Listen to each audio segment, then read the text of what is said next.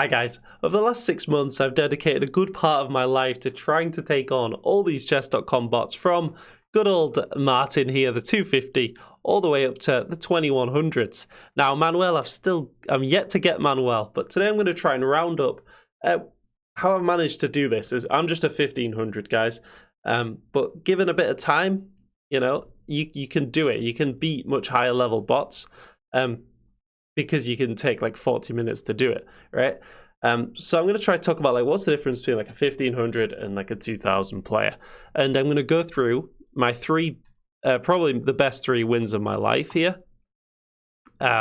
So Lee, Agadmador, and Oscar.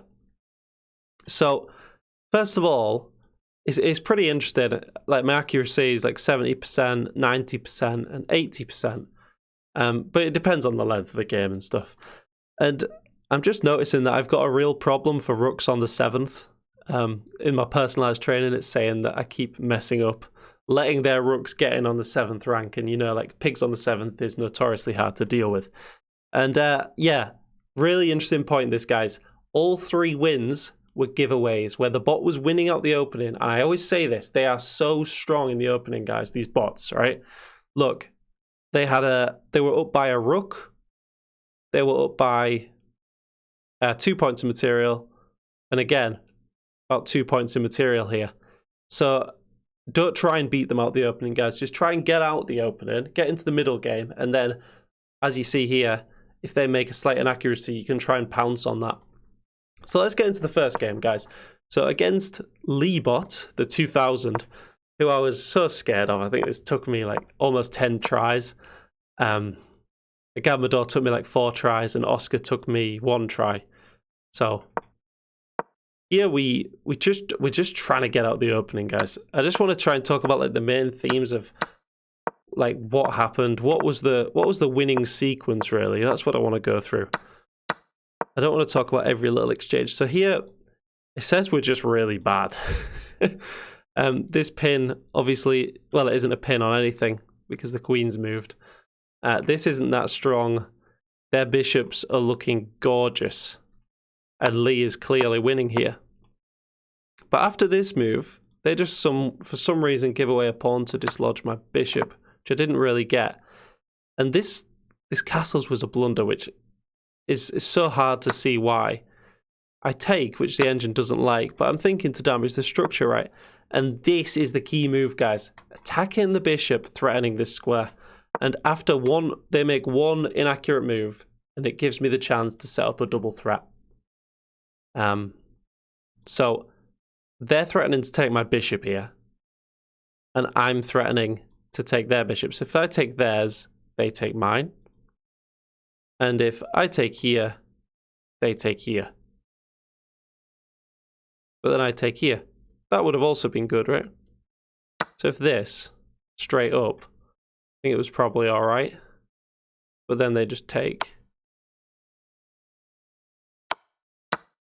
Oh, they take this.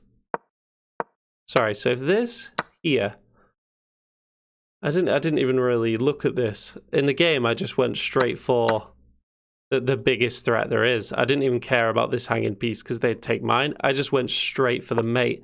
And this is like one of the key points of the video, guys. You've got to be forcing. If you give these bots time to like slowly improve the position, they'll just get their hands around your neck, and it's not going to be good. You've got to be forcing. So here, because we're threatening mate, they have to play this to block the mate, and I just simply win the piece because the bishop is no longer hanging. I just win the bishop there. And here I just traded down. Took a little bit of space there away from the queen. And I really enjoyed this, guys. I lined my rook up here to allow this plan of check. Only move is here. And then check. Spotted by the rook. And forcing a trade of the queens.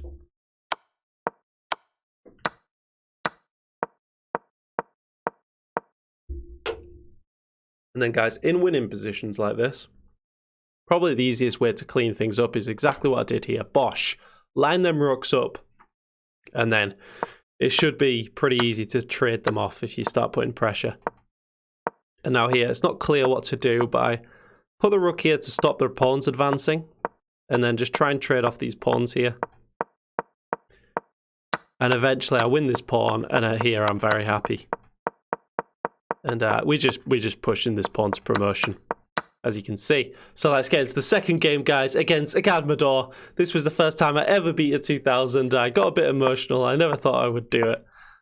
So here I got 92 accuracy. They break in the, I think this is the advanced French. I reinforce, they keep attacking the center. All the pressure is on this square here. And I think that is a move in this position, actually. But yeah, there's a bit of maneuvering around, nothing much here. And here we got a game with a queenless middle game. And I win a cheeky pawn here. And then I try and get a trade, which is favorable to me, and I damage the structure. So again, guys, this game was fairly forcing. Like, at the start, there was a few moves where we were shuffling around, but after about move 8 or 9, it was pretty forcing, like just kicking the bishop, hitting the pawn. It's all fairly forcing. And then pushing the pawn, still very forcing move. And then here, this is the error that Agadmador made. Some of these high-level bots, guys, they have a lack of vision for these ideas where you sort of skewer both the bishops here. So I just win a bishop there, they win my pawn, and I trade down. And I think this is partly because it was such an important game for me emotionally, but like just in terms of my chess as well, this was so instructive to me, this game. Like, what? Just give me a couple of moves. I think, like here, right? Look at my position. Pawn, a knight, and bishop are cutting away these 3 squares so the king cannot enter. And then the knight is protecting the base of the pawn chain. So this is what's called a fortress. And it's just the most satisfying thing ever. They cannot do anything. All their pawns are locked in. I maintain this fortress, protecting the base of the pawn chain. There's a bit of shuffling around, but effectively I'm just going to bring my king. And yeah, this was just so beautiful. They had nothing to do, and I just come in and win the pawns and promote. So finally, last game I'm going to talk through is the other day I played a 2100 Oscar bot. I had 82% accuracy against his 88, so he should have won. So here I go for a thing where I'm probably going to trade off my bishop for a knight, but actually we don't get that because he moves the knight.